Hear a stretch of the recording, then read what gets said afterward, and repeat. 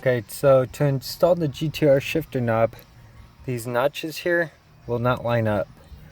So what you're gonna have to do is you're gonna have to lower them. So you put your little bezel on, put your Gtr shifter knob on, just like that. And as you can see, this pin here, right here, pushes in from the back side. The old 370 shift knob pushed in from the front side. It doesn't matter though. So you got to measure from this edge to the top of the other one. So you got to basically somehow mark the bottom of this with some tape or something. Pull this up. There's a freaking plane flying overhead. Sorry about that. But what I was saying was basically you're going to want to mark this. Take this off. Measure from the bottom of this to those slots right there on the side. And then once you have it marked here, measure up that much further, and then that's where you're going to put these slots. For me though, I'm not going to do that. That's just what you're going to have to do to get the shifter knob to fit.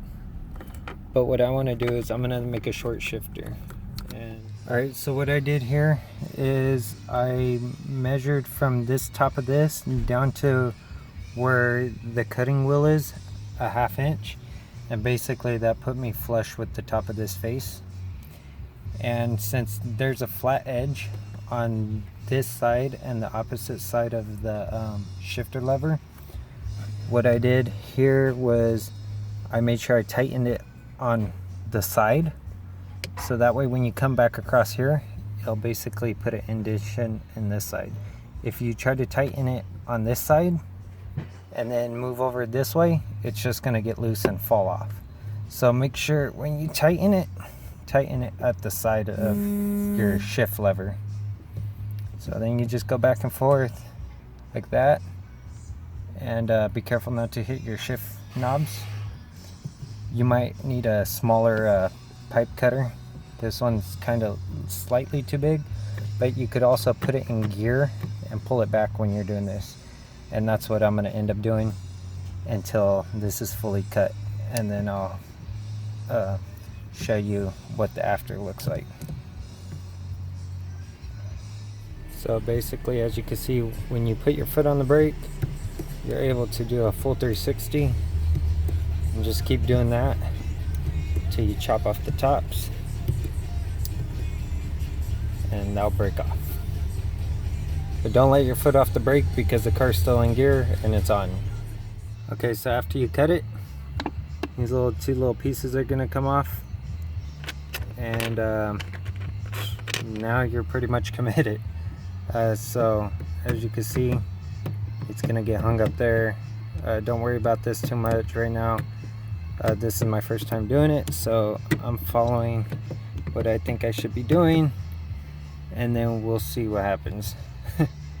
Alright, let me put on the shifter knob and see where that lands out.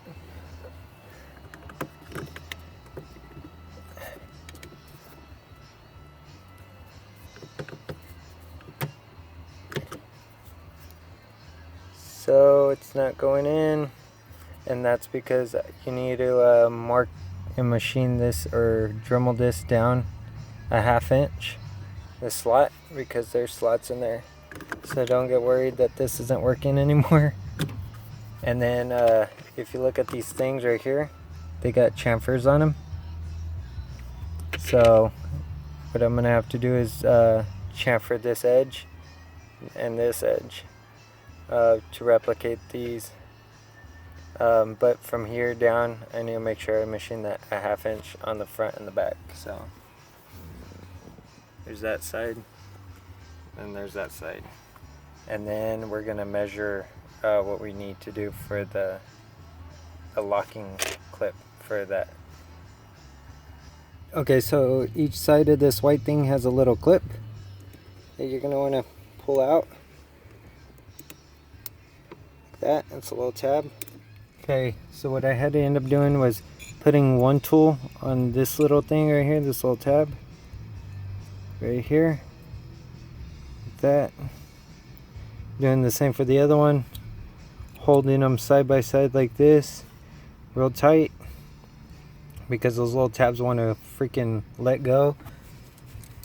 And then I took these water pumps, put on the top of this, and at the same time pulled up. And the reason for the tape is location.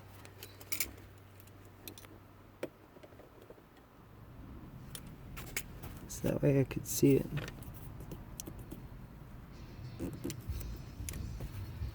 That.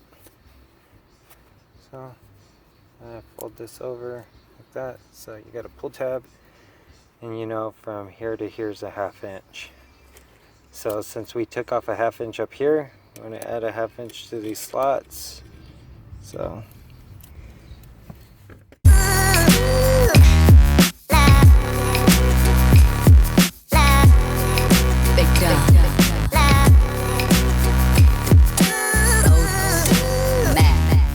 So once you notch both sides, once you notch this and then slot this, do the same for the other side and then the back side. To get the back side, you're gonna have to either have someone in the driver's seat, start the car and push it back so that way you can get on this back side, or take a chance on cutting into your thing. I'm comfortable with the Dremel, so I'm just gonna do it from here and finish the other side. And then I'll show you how to put the slots in the sides so that way it sits down. After I cut these down, what I did was I took the little plastic piece and I belt sanded it down, so it's about a 1/2 inch to I'd say that's about a 1/2 inch, maybe 3/4, but you can see the groove here, and then there's like an 1/8 inch in between here, and that's so when you push down on here after it's in gear, you push down, you don't want it to catch on this top piece. So as you can see, there's going to be clearance, and then when it goes in gear, it's going to drop down a little bit more. Okay, so to get the measurements for the clip to go on, what you want to do is take the knob, push it all the way down, and you'll see it flex a little bit. So what I did was I pushed it all the way down, took a lead pencil, extended the lead all the way out, took it and moved it back and forth on that groove, and then that gave me a line. And now what I'm going to do is take the pipe cutter, line it up with that hole or that slot line that we made, take it, and once it's lined up like that, run it all the way around, and that's going to give you a perfect line. So that way for the next step, and you take the die grinder and cut that off. So let me show you. Take this, run it all the way around, not as tight though. Let's loosen this up real quick. So you're not cutting into it, you just want to scribe it, basically is what you're gonna do.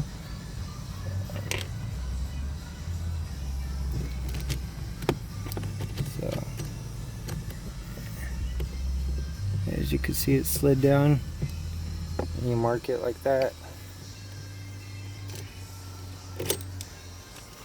and then you'll have a line there and a line over here.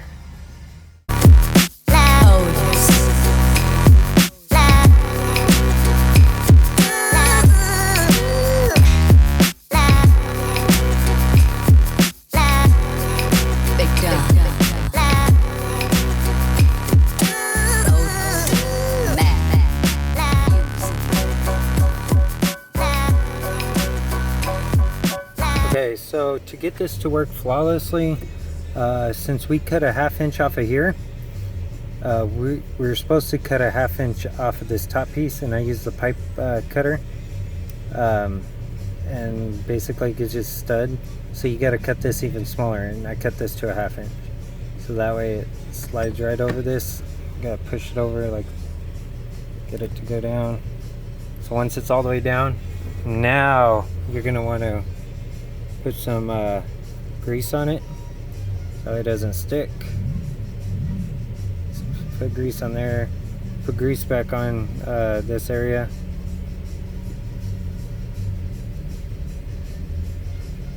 Now what you're gonna do is slide this over and slide this knob on like that. Get your little clip like that. Find out where it locks up. So it locks up right there. So what I initially did was push all the way down on this knob, cut the slots. Once I cut those slots, then I cut a 1/2 inch off the top of that little pin, and that gives you enough for this thing to work properly.